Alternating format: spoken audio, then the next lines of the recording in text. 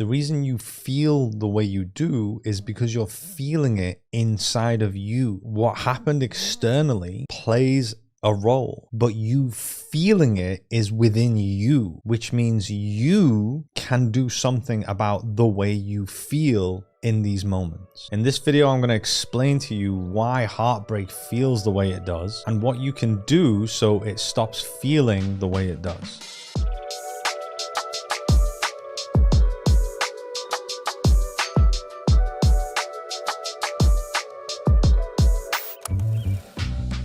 Now, let me start off straight off the bat by saying heartbreak sucks. It really does. And this video is not going to be one of those videos where I'm going to tell you that you shouldn't feel the way you do and you should just move on because that person wasn't the right person for you. No, I get all that, yeah. But it still hurts and it still sucks. So I'm going to explain to you why. It's very normal that we're in a relationship that we give ourselves to the relationship. That's what it requires. But we were brought up and we live in a time where we weren't ever taught how to have relationships. And when I say we weren't taught, that doesn't mean, oh, we didn't see other people and experience it. Yes, that is a way of learning, but we were never guided correctly. We're never guided in terms of like how relationships should be, because we live in a time where most people don't know how to be there for themselves or each other in an emotionally healthy way. There's still a lot of codependencies that we still have that are extremely unhealthy that we are unaware of. It's very, very normal to be in a relationship and have that relationship end and feel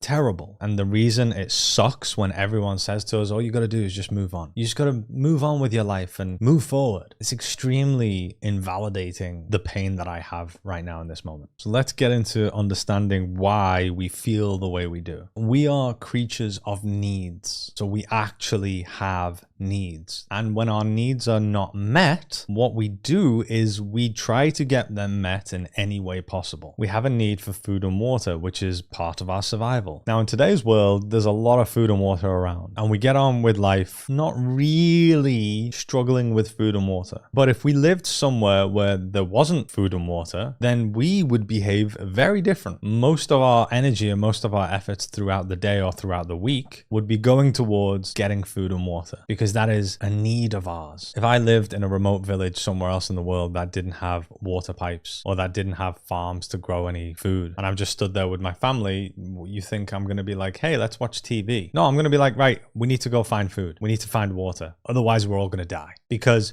we need it for our survival. Now, human beings have other needs that need to be met for our survival. We don't live in a time yet where society understands how important the need for connection between humans is. We are a relationally dependent species. We're social creatures. We're herd creatures. Connection for a human being is as important for our survival as food and water. And just the same way, if I was in a village that didn't have a water pipe or farms for food, I would prioritize finding food and water much higher. If I don't have that connection that I rely on for survival, if I don't have that in my reality, I need to figure out how to get it. And as a young human being, we're brought up in a world, in a society that unfortunately are not at the place of knowing how to give that full, safe, emotional connection to each other. So what that does is it makes us look for that connection however we can. Now, we're using the analogy of food and water and connection. They are exactly the same in terms of this is what we need for survival. So let's continue on with this example. If you didn't have access to food and water, but it was around you, then you would probably abandon a lot of things about yourself to do whatever you need to do just so you can get food and water for your survival. That might mean eating out of the bin. That might mean waiting till the restaurant closes and seeing what food they're throwing away. It might mean begging for money so you can get some food. This is the same for connection. If we are starved of connection, that might mean that I will allow this behavior to happen to me even though I'm not okay with it and it's crossing my boundaries, because I get a little bit of connection. I get a little bit of what I rely on for survival. And if everyone in my life is like this, then this is how I get what I need for survival. This is how I meet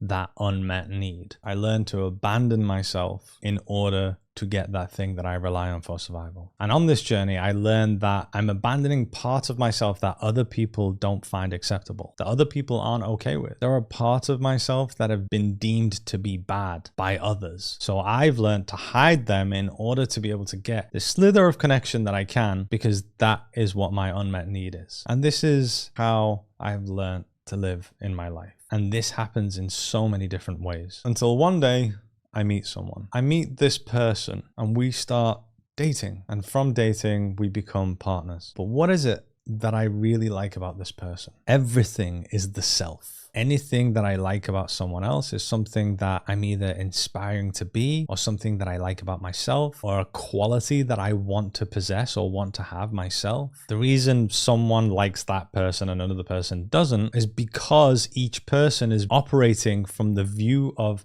themselves. So there is something about this person that I like. It could be because around this person, I get to be part of myself that I have not been able to be. I get to be playful. I get to be creative. I even get to be angry, and it's okay. Everything in this reality is a key for us to be able to tap into certain energies. To understand more about that, you can watch my YouTube video. This is how you're connecting to the universe. Manifest your reality. We can also use other human beings as a way to tap into specific energies. So not only am I allowed to be these parts of myself that have always been rejected with this person, but this whole situation and this person is allowing me to tap into the energy of love, of peace, of joy. Everything's going well. You said we love each other. Internally, I feel completely different. And by having someone there all the time, or most of the time, or whenever I need, I now have that connection that I've been missing all this time. That need that I require for survival is being met now. It's being met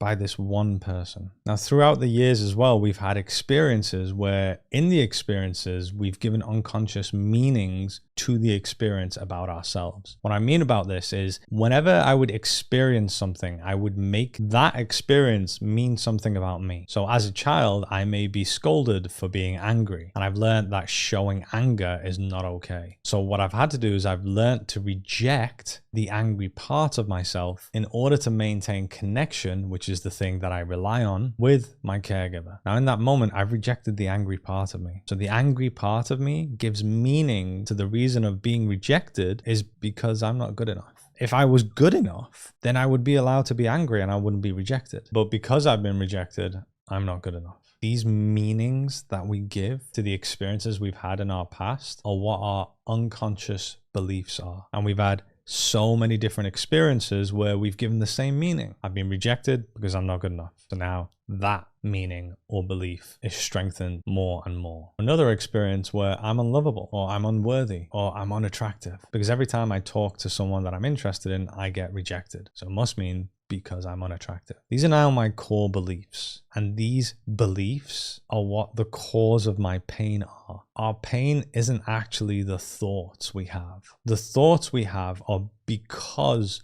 of the underlying meaning or beliefs that we hold about ourselves. That's where our pain is rooted from. It's the meaning and beliefs that we have about ourselves. But being in a relationship with someone doesn't mean I'm rejected. It means I'm accepted. So I don't feel the parts of me that carry that meaning. And by being in a relationship means that I am lovable because I'm being told by someone that they love me. So I don't feel the parts of me that hold the meaning that I'm unlovable. And by being in a relationship with someone, I am good enough because I'm in a relationship with someone. So I don't feel or hear the parts of myself that don't feel like they're good enough when it comes to relationships. So when I'm in a relationship, I'm allowed to be the part of myself that other people don't like me being. I'm using this whole experience to tap into love, joy, and peace. And I can't feel the underlying meanings or beliefs that I've given myself in the past about not being good enough or not being lovable, or that I'm someone who gets rejected. So by merely being in a relationship, there are so many parts of me that carry all of the pain of my past experiences that I don't feel because of the position I'm in. And then one day the relationship ends. For whatever reason, this video is not to go deep into the reasons of why relationships end. Now, when that relationship ends, what happens is all of these parts of myself that hold these unconscious, core-rooted meanings or beliefs start firing off again. The parts of me that were like, I told you we're not good enough. That's why they left. I told you I'm unlovable. That's why I'm not being loved anymore. I told you that we always get rejected because I've been rejected. So now I'm feeling all of the wounds of all of the experiences I've had in my past firing off at once. Along with that, I lose my key to tapping into the energy of love, peace, and joy because I was using the relationship and that other person as that key. And I lose the connection that I rely on. That connection where no one else in my life has really ever been able to provide for me, because we live in a time where humans don't fully understand how to be there for each other in an emotionally healthy way. I lose that connection as well. Now, when I was in the relationship and I had all of those things, the reason it didn't feel as bad as it does when that relationship ends is because by being in that relationship and having those things, my unmet need was being met. All of my unmet needs related to the unconscious meanings and beliefs that I have about myself were being met. And now, because the relationships ended, these needs are not being met. That's why I feel annihilation. That's why it feels so hard and so horrible. And every time I try and reach out to show my pain to people and to try and get some form of connection from someone again, I get told that I need to move on, which is a rejection again to these parts of myself that are in pain. The reason you feel so horrible when a relationship ends is because of these unmet needs that you have. I know what you're thinking. Well, hang on. No, it's because I really love that person and they're not in my life anymore. It's always about what it represents. If that person's in my life, what does that represent / mean? It means that I'm good enough. This isn't me saying you shouldn't want to have someone in your life. This isn't me saying that you are all that you need. No, that's not what I'm saying. I'm just telling you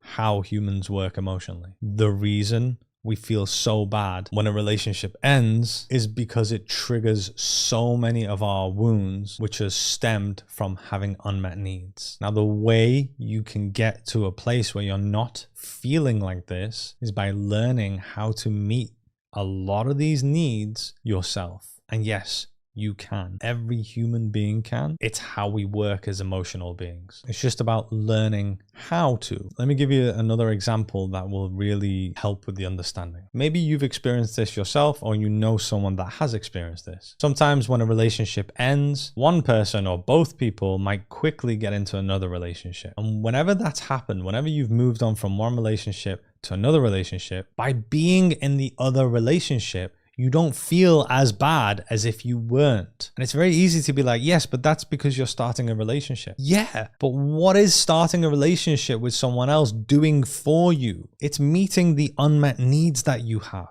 that stem from the wounds that we've experienced in our past. The wounded parts of ourselves that believe that we're not good enough, when we're not lovable. If I get out of one relationship and I feel like that, I quickly go into another relationship and I don't feel like that anymore. But then on the flip side, you're saying, okay, well, hang on. What if I didn't want to be in the relationship? Maybe I've left the relationship and then I met someone else that I really like, so I want to start a relationship with them. Again, this isn't me trying to tell you what to do, or you should do this or you shouldn't do that. But I'm just letting you know, by being with someone, a lot of our unmet needs are being met because of that. And it's like, well, what's wrong with that? What we end up doing is abandoning ourselves for the connection with this person that we rely on. And if I rely on this one person for the thing that I need for my survival, connection, and along with that, meeting a lot of my unmet needs, then I'm abandoning so many parts of myself. I'm abandoning the parts of myself that are not okay with something in the relationship. My boundaries will be crossed, but I won't